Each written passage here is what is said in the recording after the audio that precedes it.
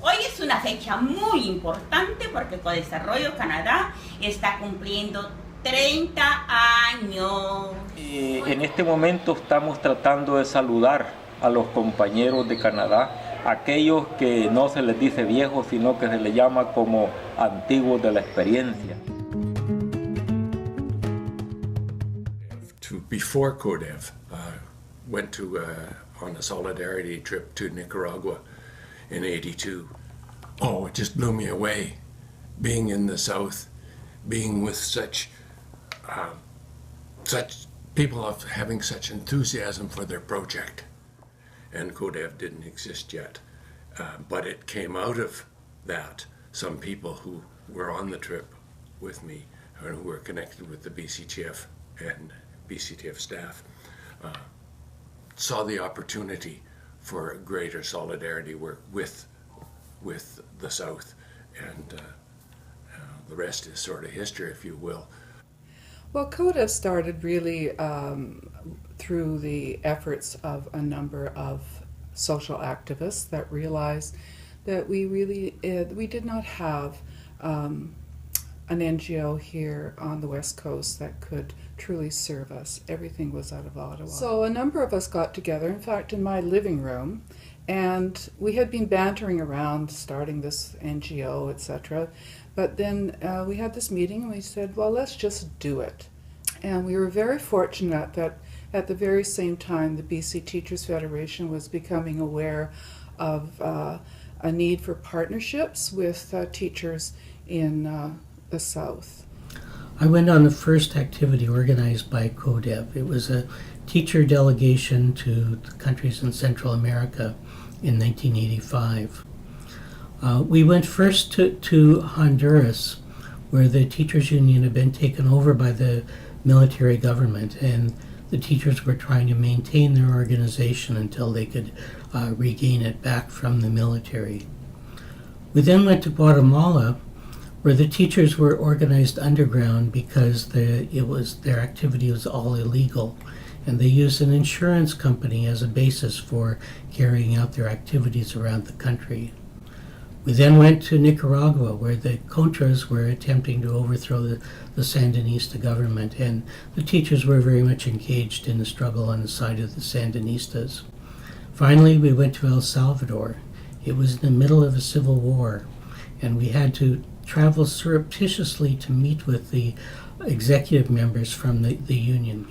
It was the experiences of seeing these teachers so committed to their union and to the idea of education and democratic society that really brought, for me, the motivation for the 30 years of solidarity that I've been working with in Latin America. And in 2004, when it seemed like out of the blue, I was approached by Larry Keane of the BC Teachers Federation to consider going to Cuba, where there was going to be a significant meeting of all the women's secretariats.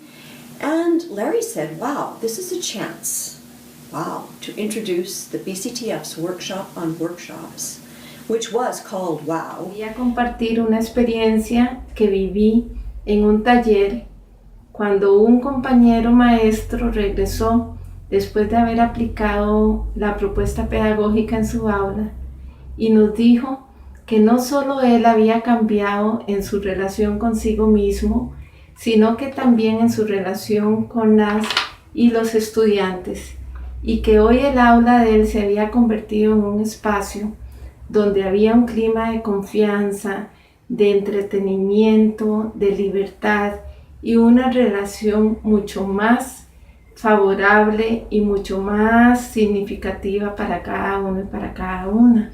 Y en este momento yo pienso que nuestra relación ha sido tan valiosa que partió cuando las primeras delegaciones vinieron del sindicato HSA y hubo un intercambio con la gente del campo, con los trabajadores y trabajadoras, con los comités de salud comunales, con las ADESCOs, y eso fue muy importante porque los compañeros y compañeras que vinieron del sindicato trasladaron ese sentimiento de solidaridad.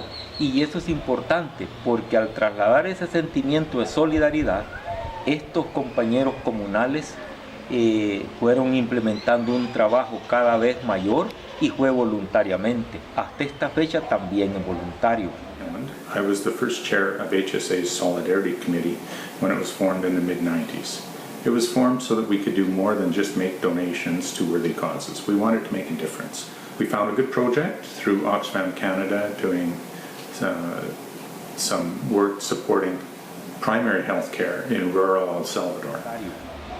Yo considero de que lo que más recuerdo de esas delegaciones es a Ernesto, a Pancho, a Catiquín, y en fin, por ser en inglés no me acuerdo de otros nombres, pero el de Ernesto más por la afición por comer limones. Eso fue valioso, conocer de él esa propiedad.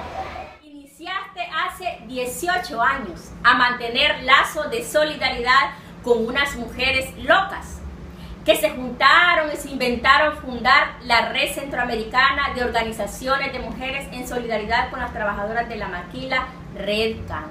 A la primera persona que conocimos fue a Jean Rader y a una compañera de su junta directiva, que llegaron a una reunión que teníamos en El Salvador.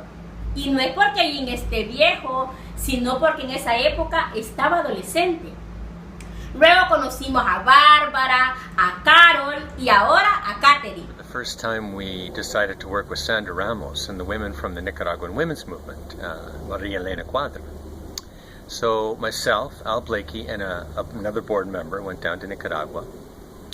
And on the day we were to meet, Oscar Ramos, Sandra's husband, picked us up at the bed and breakfast. And what had happened was Sandra had been kicked out of the union she was a member of. She had just grown too powerful for the men.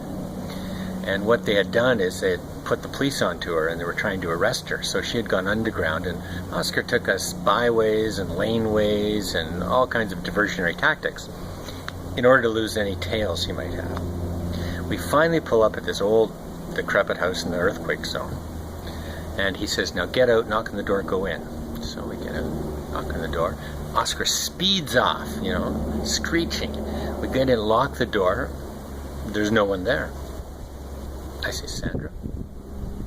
Sandra? All of a sudden I hear this creeping down the stairs and his head pokes itself up. It's Sandra. 15 women come marching down, and for the next 45 minutes we listen to them tell us about their dreams, about how to improve the situation of women workers in the maquila zones. Al got a check out for $15,000 US, and it was their very first donation. And there was hugs and cheers and clapping, and I looked over and I think I even saw a tear or two running down Al Blakey's cheek. I've been down to Colombia numerous times with delegations where we have been able to have the opportunity to sit and listen to people who are standing up every day for their rights, people who challenge the injustice that they're facing, people who are victims of violence. There are always tears. There are also moments of laughter and celebration. Because let me tell you, nothing breaks down the barriers of culture and language like Canadian trade unionists trying to get up on the dance floor and dancing softly. So in 1998, I finished an internship with CoDevelopment Canada, and I really didn't want to leave. I sort of said, what can I do to try to stay here? So I sat down and thought, well, I've been to Cuba and I really loved it there, and wouldn't it be great if we organized tours to take high school students to Cuba? By some miracle, within a month, I had a first group, and I really hit the jackpot when somebody said, you got to call Raul at Kitsilano. And so Yvonne Raul, within 2 weeks, had about 20 students signed up to go on this trip. So the following March, we arrived at the airport, and that was the first of 3 years of student tours that CoDevelopment Canada did. And they got bigger every year, and by the third year, we were showing up with, boxes and boxes of donations. And today, sometimes I still will run into students from that trip who, when I see them, are, Lee, oh, that trip to Cuba was so amazing, it changed my life. feel very strongly about the work that we do, and part of that is that we really at CoDev exemplify partnership. We don't have a top-down relationship with our partners in the South. We have a reciprocal relationship. And I feel so strongly about CoDev that I've written CoDev into my will, and I hope others will think about doing the same. CoDesarrollo, sos una luz que iluminas al pueblo y especialmente a las mujeres obreras de la maquila de Centroamérica. And I just want to say how proud I am of all of you. I just feel so honored to be connected to such a thriving and wonderful organization. And I've often thought that CoDev goes where angels fear to tread. And I just want to thank all of you for giving me so much pleasure over the years as I've watched CoDev grow, thrive, and stay really relevant. Happy 30th anniversary, Co-Development Canada. Happy anniversary, CoDev. ¡Feliz aniversario, CoDesarrollo! ¡Un saludo desde Honduras, un país en América Central! Thank you all, and here's to another 30 successful years.